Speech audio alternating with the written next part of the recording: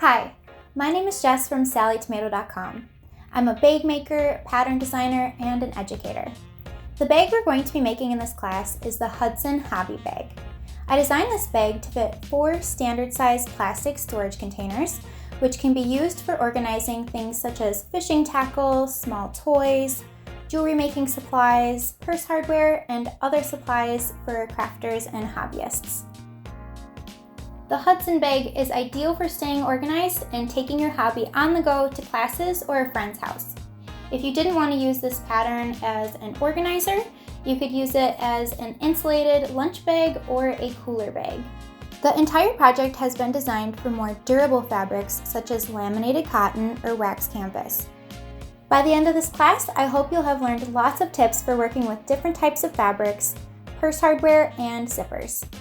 Step by step, I'll explain how to work with different fabrics, attach foam stabilizer, create handles with cotton webbing, make slip pockets, attach magnetic snaps, create pleated pockets with a flap closure, make a zipper pocket, tips on construction and shaping your bag, installing a top zipper closure, and I'll show you how to make an adjustable strap.